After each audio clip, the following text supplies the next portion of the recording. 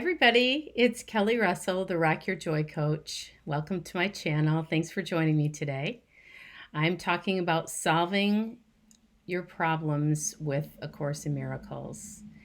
And so the Course in Miracles lessons that are related to this topic are lesson 79, Let Me Recognize the Problem so that it can be solved, and lesson 80, Let Me Recognize My Problems Have Been Solved. And so the Course in Miracles teaches us that we have one problem, and the one problem we have is believing that we have separated from God. And it appears like we have a bazillion problems, one after another. Like Rosanna Dana used to always say, it's always something, right? I like to think of it as kind of like whack-a-mole. You get the financial problem here, and then you solve that, and then you get a problem with the body, and then you solve that, and then you got a problem with a relationship, and you solve that, and then it's back to the body, and then it's something with your job, and then it's, it can be never ending. It can just feel like there's one problem after another, and yet the Course in Miracles says there really isn't. There's one problem, and the problem of believing that we separated from God, the solution to that is recognizing that that problem is solved, realizing that we never did separate from God. And that is the central teaching of A Course in Miracles. It's called the atonement principle. It means the full realization that the separation from God never occurred. Okay, so practical application in the world. So how do we do that? Yes, our minds are incredibly powerful. And so there are some of us who could just make the decision to say, okay, I realize that, and boom, we're in the awareness of it. And, we're enlightened, and that's awesome. And for those of you in the audience for whom that happens, rock on. And for the rest of us, there are practices to train our minds. And so one of the practices that I use to be able to find the answers to the problems that I think are happening, and to be able to release my focus on them and my obsession sometimes with them, and the just the thinking that you have to solve things yourself from your ego mind, for one thing, which is going to guarantee that your problems never get solved. And also just from feeling like we always feel like I got to figure this out. Like I got to make it happen. I have to do all the pros and cons and do the research and poll everyone and figure out what the best decision is and the best choice for me to do.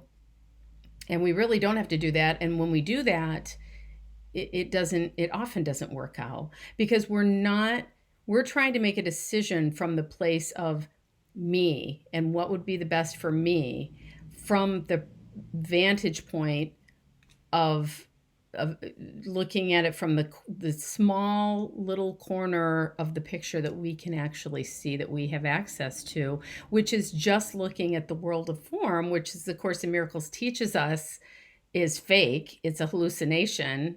It's a dream. It's an illusion.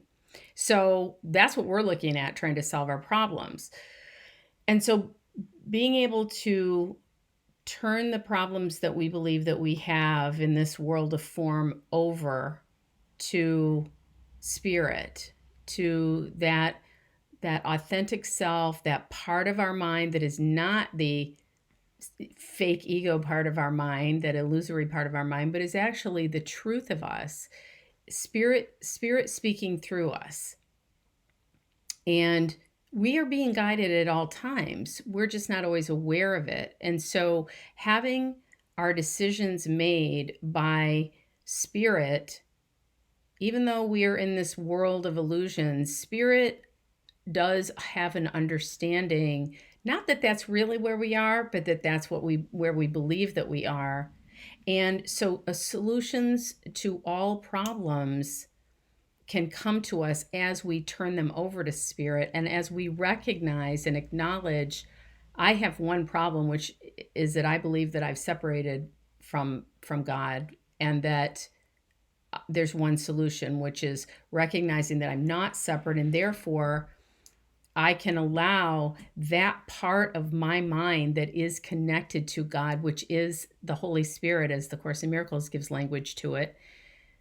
That part of my mind can solve all problems because I'm not coming from the ego, which is based in fear. And solving a problem from the place of fear is never going to correct anything. You can't solve a problem at the level of mind that created it. This is a world of fear. All the problems in this world are created from a place of fear. And so fear is not going to solve it. Problems are solved by coming from a place of love and realizing actually that there are no problems. They're just things that we believe in this world are appearing as problems. And as we realize that we really have no problems, that the one problem we have has been solved, all problems within it just go away. And so how do we do that? As I said, practical application. What I do every day is a practice where I see in my mind an altar, and I picture myself just putting everything on the altar that is disturbing my peace in any way, anything that I think needs to happen in order for me to be happy or at peace, any grievance that I have, any intention or goal that I have, anything that I'm hoping to have a solution or an answer to, any question that I have, whatever it is. And I just put it on the altar. I do this in a morning practice, and I do it throughout the day when problems arise.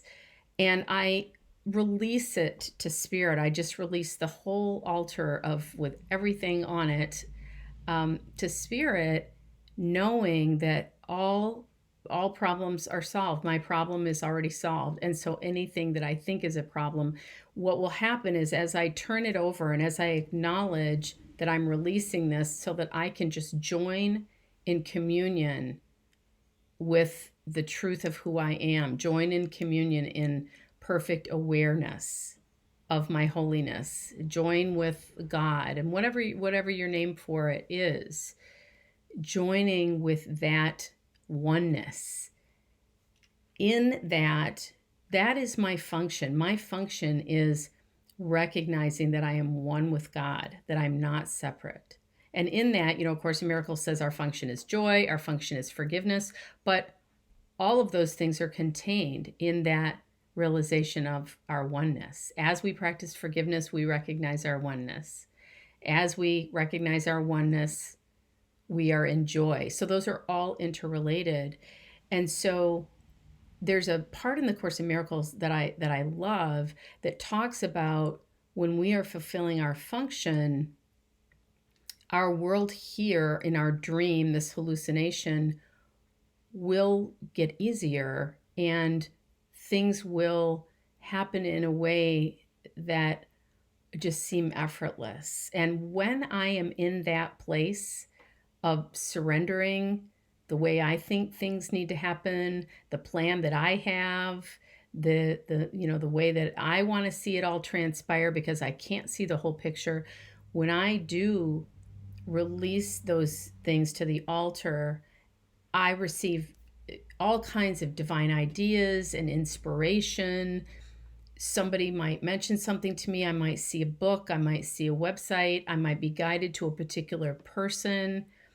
And the elegant hand that is in these solutions and these answers, and the way that they come and the way that they are interconnected with other people, it's amazing. And it really is awesome in every sense of the word. And what I realize, and I tell my coaching clients this, if things are just, if we have an idea of how things need to work out, we're just coming from the way that I think it would work the best for me, or my little circle.